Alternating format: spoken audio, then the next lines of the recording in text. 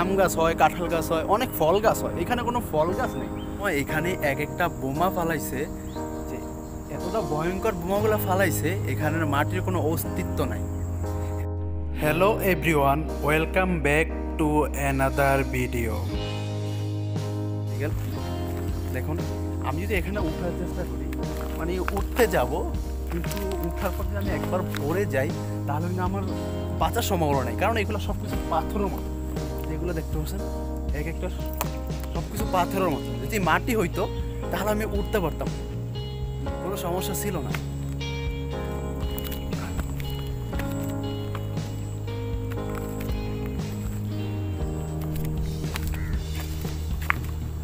ও ভাই, ফাইনালি আমি অনেক উপরে উঠে গেছি। সো আমি আরও উপরে উঠার চেষ্টা করব। এখান থেকে যদি আমি একবার পড়ে যাই তাহলে একটু নির্ঘাত আমার কিছু একটা হয়ে যাবে। যাই হোক, সব কিছু আল্লাহর ইচ্ছে। ও,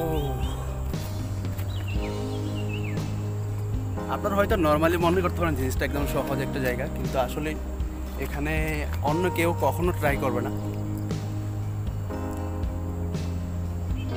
ও ভাই, অনেক ভয় লাগতেছে। এখানে কিছু বাড়ি দেখাচ্ছে, আসলে নিচে থাকলে কোনো কিছু দেখা যায় না আশেপাশে কি আছে কিনা, কারণ আমরা এই পাহাড়ের একদম মাঝখানে। ভাই আর একটু উপরে উঠার চেষ্টা করি।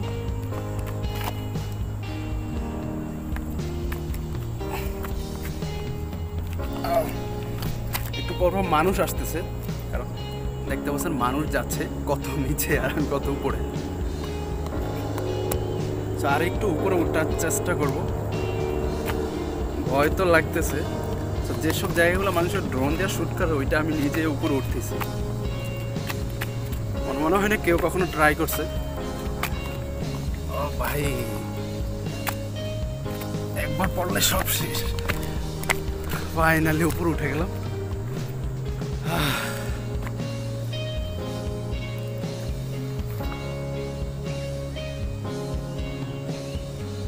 আল্লাহ ভালো জানে আমি কিভাবে উপরে উঠলাম।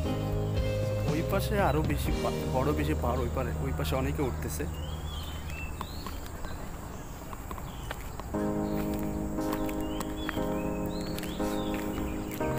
দেখুন এই সাইডে উপর থেকে বোঝা যাচ্ছে যে আমি একদমই নিচে, মানে একদম কাছাকাছি, তেমন উপরে না। কিন্তু আপনি বাস্তবে দেখলে বুঝতে পারবেন, আপনি কখনো উঠার ট্রাই করবেন না, কারণ অনেক উপরে। ওইখানে একটা পতাকা দেখা যাচ্ছে, মালয়েশিয়ান পতাকা।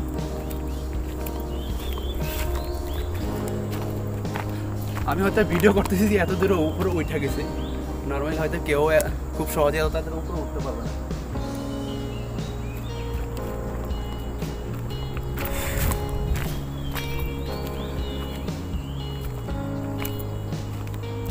এখন উপরে তো উঠলাম, এখন নামবো কিভাবে? পিছনে ক্যামেরাতে আমি দেখা যাচ্ছে আপনাদের।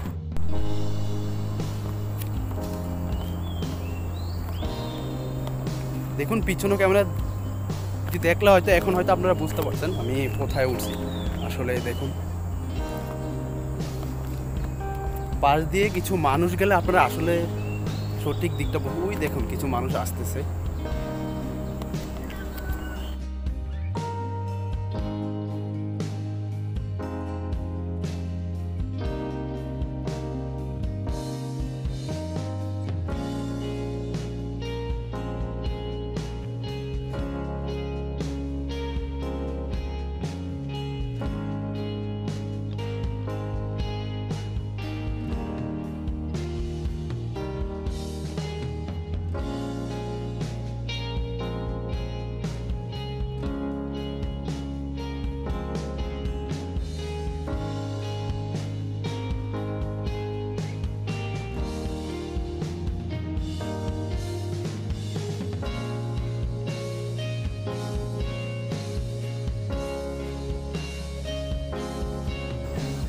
ওই দেখুন নিচে দিয়ে মানুষ আসতেছে, আমি কত উপরে তাহলেই আপনারা বুঝতে পারবেন।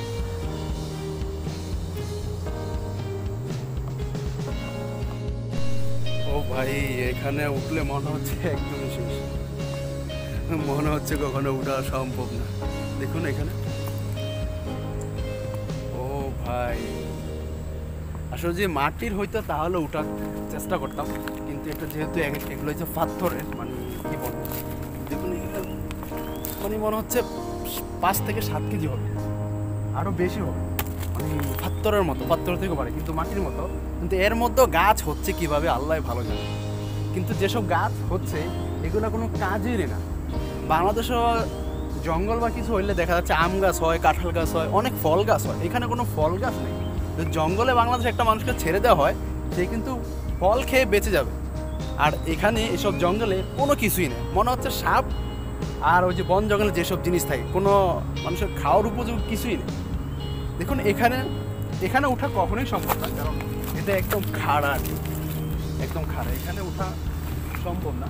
যদিও আপনি উঠেন তাহলে আপনাকে অনেক বেশি রিস্ক নিতে হবে। মানে কি বলবো,